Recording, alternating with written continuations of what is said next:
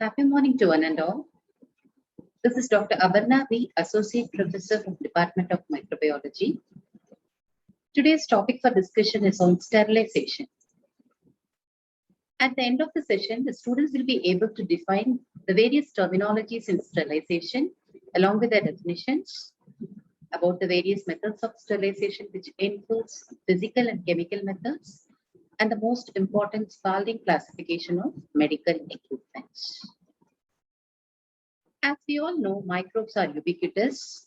They are not only amazing allies, but are also invisible invaders. Thus, they are the agents of contamination, infection, and decay. It's very much necessary to remove or destroy them to prevent contamination in microbiology and to prevent infection in hospital settings and to prevent spoilage in food industry. Early in the civilization, they practiced salting, smoking, pickling, and exposure to sunlight to avoid food spoilage. There started the sterilization procedure. In the medical field, they observed a lot of nosocomial infections causing death in most of the surgeries and even in postnatal mothers. In around mid-1800s, Joseph Lister, who is the father of antiseptic surgery, developed aseptic techniques to prevent contamination of surgical wounds. So we need to know about the need for sterilization.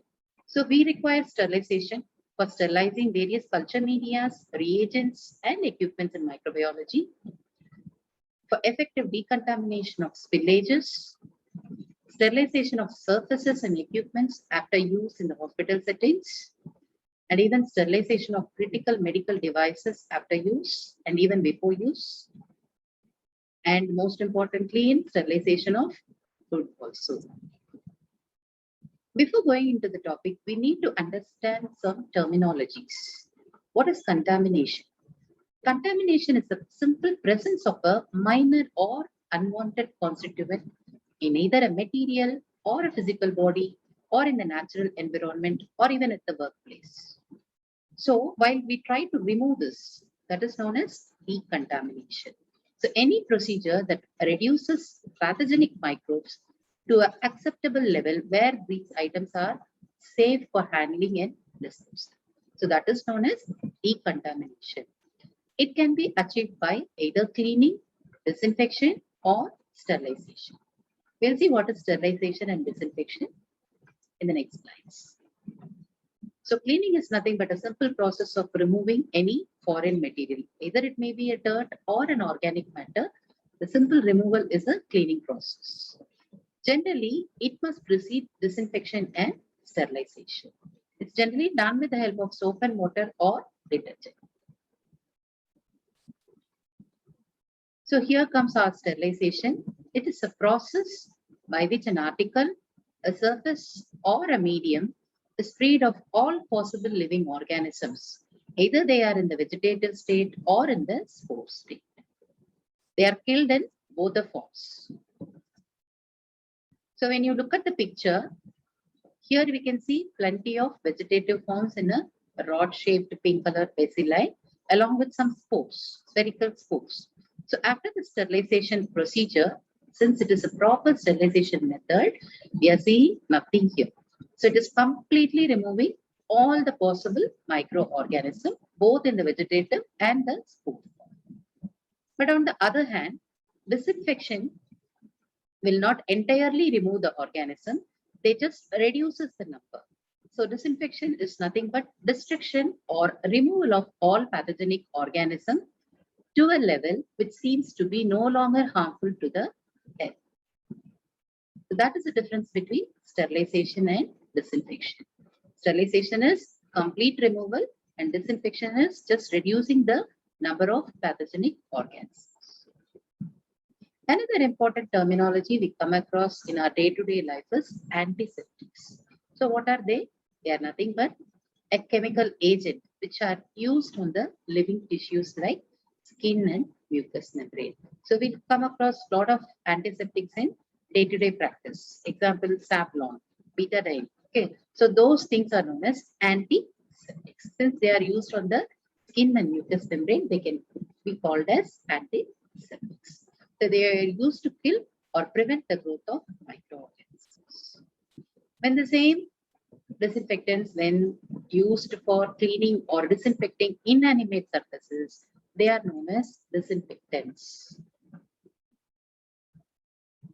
So with all these terminologies, we will move on to the important session. How does the sterilization works? So as we all know, bacterial cell contain a rigid cell wall. So this maintains the integrity of the cell. So when it is disrupted, it cannot prevent the cell from bursting out due to osmotic effects. Along with the cell wall, we do have a cytoplasmic membrane which contains cytoplasm, and it controls passage of chemicals into and out of the cell. When this is damaged, cellular contents tend to leak out. So all the sterilization and disinfection process, they will aim at disrupting this cell wall and the cytoplasm of the bacteria.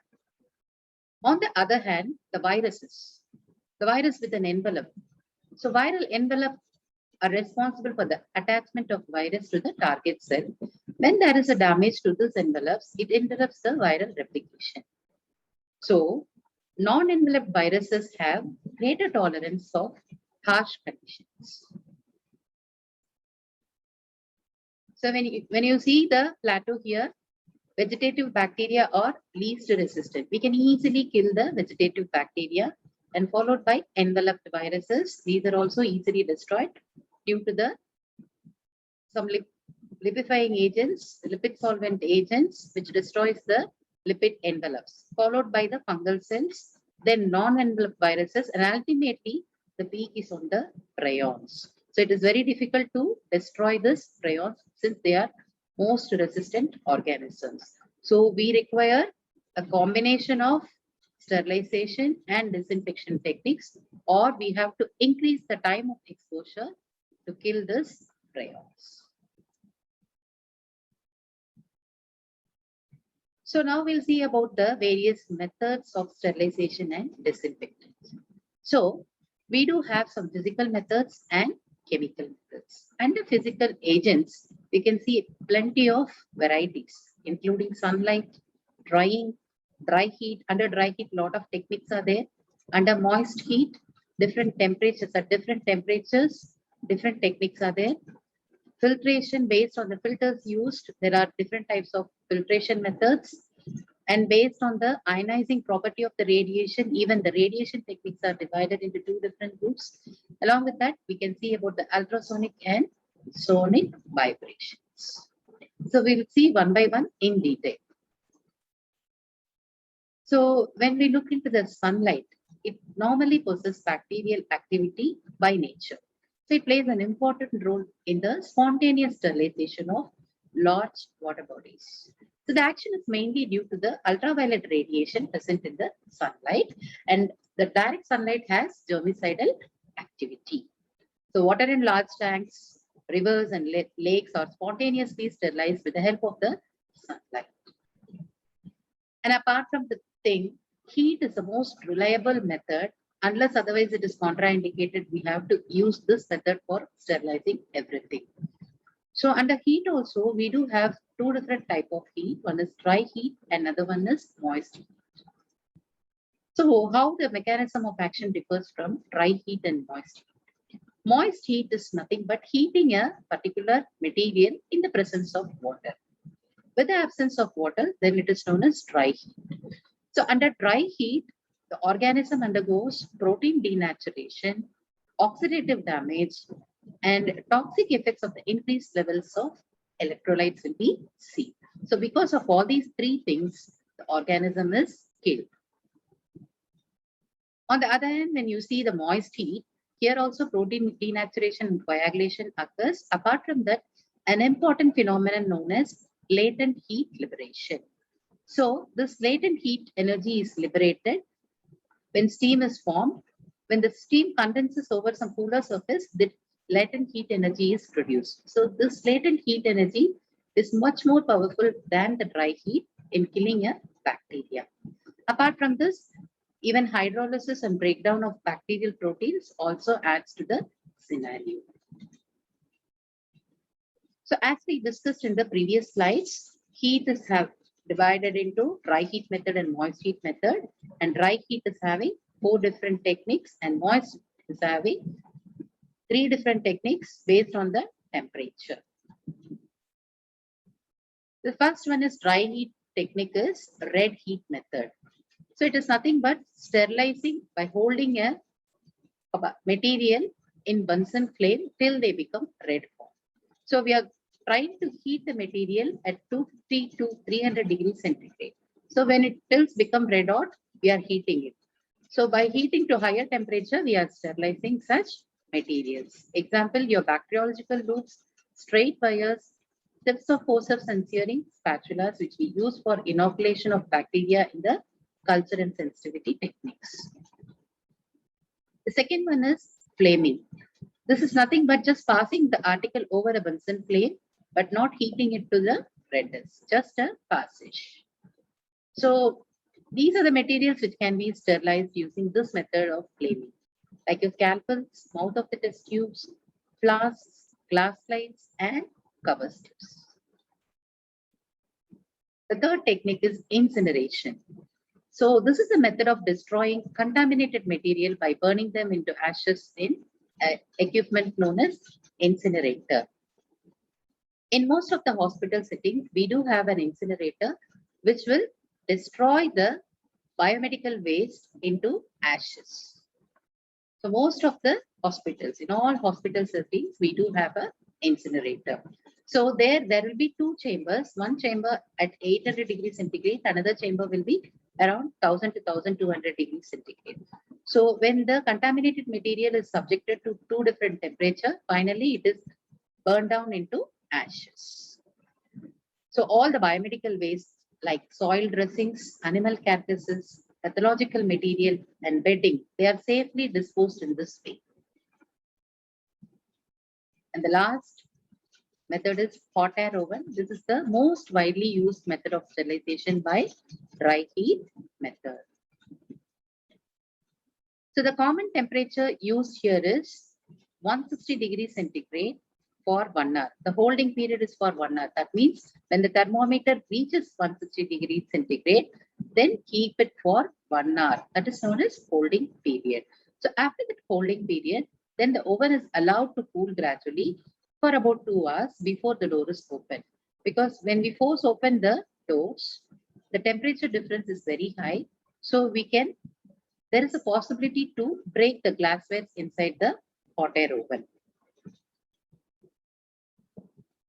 So to ensure whether the sterilization procedure is done properly or not, we do have some sterilization control methods. Those may be of chemical controls like Brownie's tube, which change the color from red to green. If the sterilization is proper, the color change will be there. And thermocouples, they will measure the temperature inside correctly. And we do use some biological controls also. So in biological controls, what we do, we will place a paper strip containing some spore-forming bacteria. So the strip will be there in the hot air oven in the whole sterilization process. When the sterilization is adequate, then only the spores are killed. If you try to inoculate an appropriate medium and grow the spores, it will not grow. If your sterilization process is good enough, adequate enough, the spores will not grow. If something is growing out of the spores, then your sterilization technique is not adequate. So this is your biological control. So what are all the materials that can be sterilized in hot air oven? So it includes the instruments like forceps, scalpels, and scissors, all the swabs, which is used for collecting clinical samples, most of the glasswares like petri dishes, pipettes, and flasks, all glass syringes, and some pharmaceutical products like liquid paraffin, dusting powder, fats, and grease.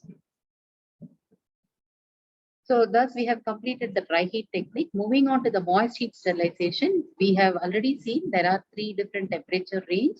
So one is below 100, another one is at 100, and the last one is above 100.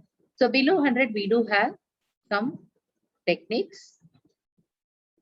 At 100, it includes boiling and tinderlization, and above 100, it is steam under pressure, it is autoclave. So the first one under 100 degrees centigrade is pasteurization. So it is nothing but a process of killing of pathogens in the milk, but it's not sterilizing it. Okay, it's just reducing the number of pathogens here. So we do have two different methods here. One is Holder method and flash method. Holder method will take much time, say 30 minutes. We have to heat the milk at 63 degrees centigrade. But in case of flash process, we will heat at 72 degrees centigrade for only 15 to 20 seconds, and then rapidly cooling them to 13 degrees centigrade. So this wide fluctuation in the temperature suddenly will kill the organisms. So we can use this pasteurization technique for pasteurizing milk and wine. The next one is inspissation. So this technique is used to sterilize egg and serum containing media. Because when we use higher temperature for egg and serum containing media, the egg will tend to coagulate and serum is distorted. So such media like LJ media used for Mycobacterium tuberculosis, Glaucous serum used for Corynebacterium diphtheriae, they are sterilized under this technique.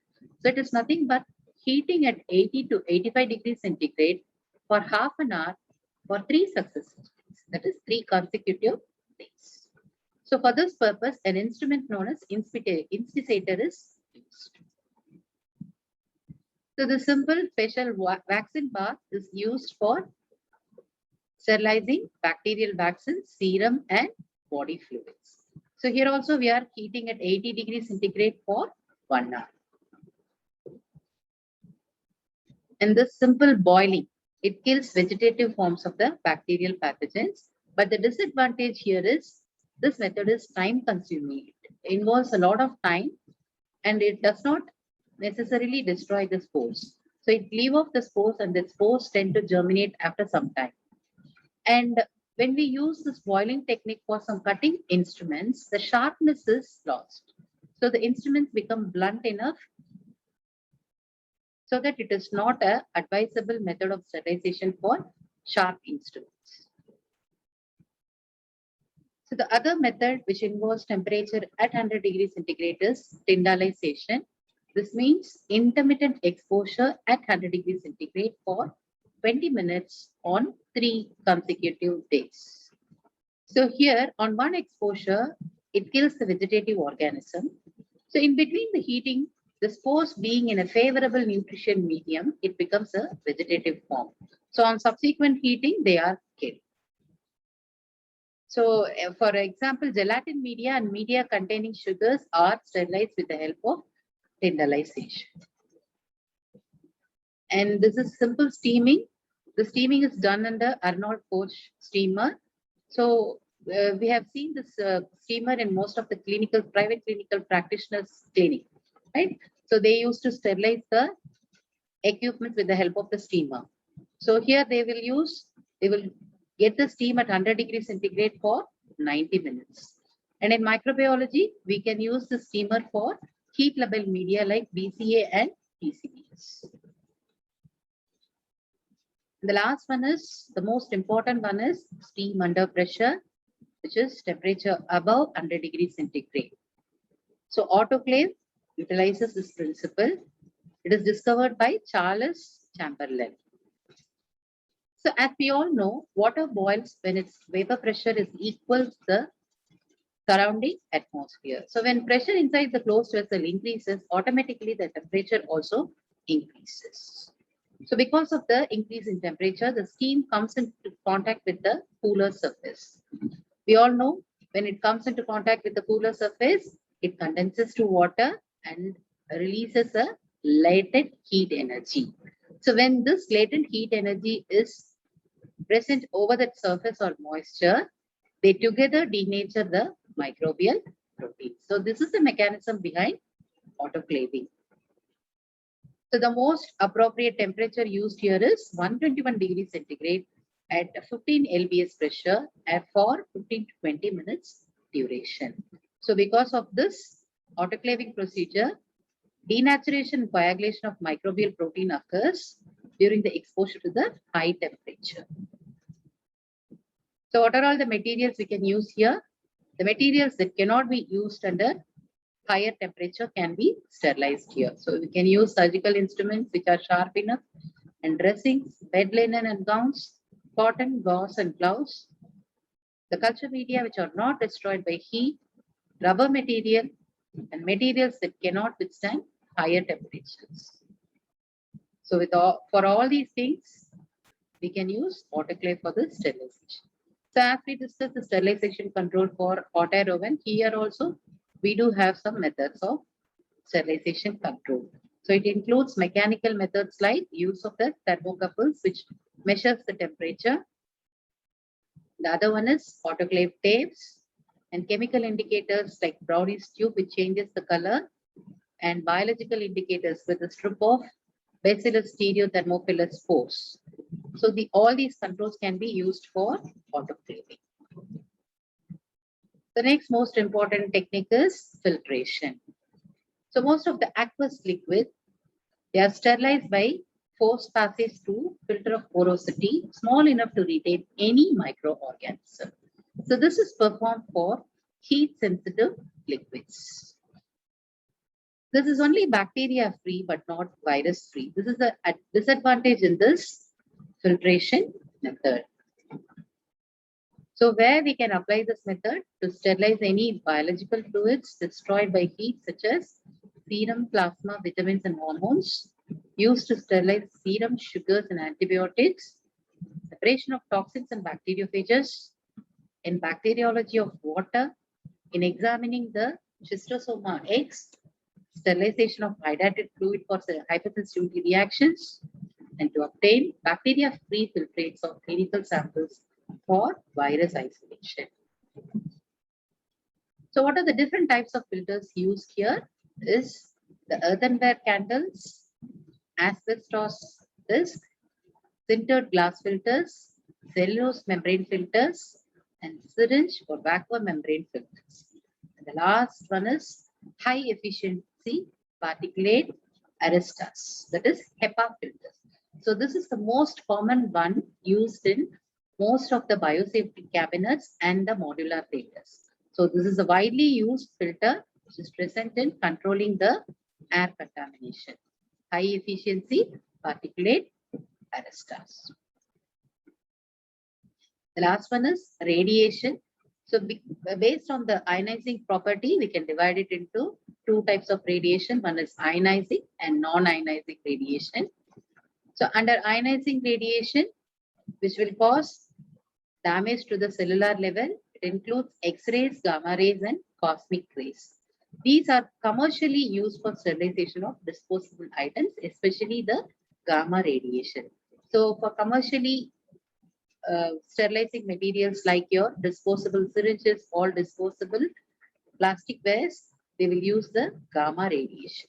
So since it is having high penetrative power, we can use this ionizing radiation for sterilizing plastic syringes, catheters, grease fabrics, and metal foils. Here, we cannot observe any increase in the temperature. Because of the ionizing property itself, it will kill the bacteria or microorganisms. So there will be no increase in the temperature, but still sterilization is achieved. So this is known as cold sterilization. Since it is not increasing the temperature, we can call it as cold sterilization. Then comes your non-ionizing radiation. So these are the electromagnetic rays with a longer wavelength. They are absorbed as heat energy and can be considered as hot air sterilization. So your example includes ultraviolet rays and infrared rays. So these rays are used to sterilize some enclosed areas such as our bacterial laboratory, inoculation foods, that is biosafety cabinets, laminar flows, and operation theaters. So these non-ionizing radiations are used to sterilize the enclosed areas. Finishing with the physical agents, these are the list of chemical agents which are widely used in hospital settings for disinfection procedure. So we know the difference between sterilization and disinfection. So we do have some range of chemical agents here. Some are called as high-level disinfectant, low level disinfectant, and intermediate level disinfectant. This formaldehyde and glutaraldehyde are high level disinfectant, including the peroxides. Those are all high level disinfectants, and apart from them, few intermediate level disinfectants are there, and the surface active agents are known as low level disinfectants. So all these chemical agents can cause disinfection. So disinfection is nothing but reducing the level of the pathogenic bacteria to an acceptable level so that it doesn't cause any infection. So we are using most of the chemical agent in disinfection process alone. But we do have some chemical compounds which are used for sterilization. So those are known as chemical sterilants. So we use some gas substances for those purpose. Example is ethylene oxide, and liquid used here is glutaraldehyde. So generally, chemical sterilization procedures have the disadvantage of presenting health hazards to the users. Generally, they are poisonous and flammable. So we should be cautious enough when we are using these type of chemical sterilants.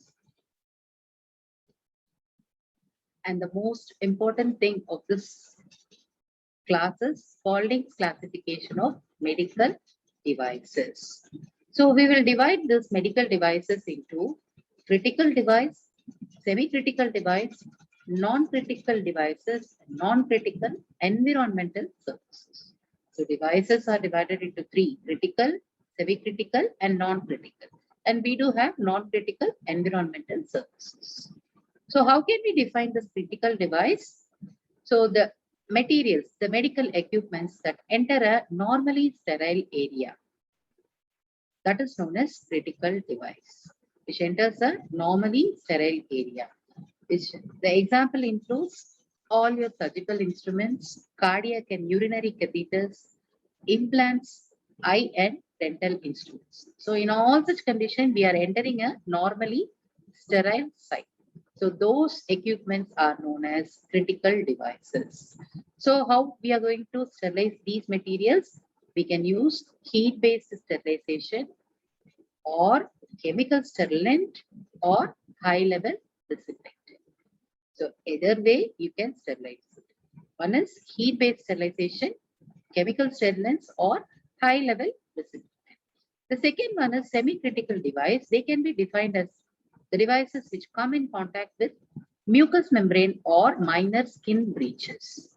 When we have minor skin breaches or when the material is coming into contact with mucous membrane, it can be termed as semi-critical devices.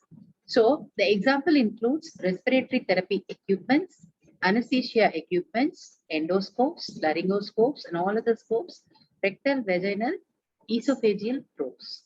So they touches the mucous membrane or skin, minor skin breaches. So they are called as semi-critical devices. And they are generally sterilized or disinfected with high-level disinfectant. And the last one is non-critical devices, which comes in contact with the intact skin.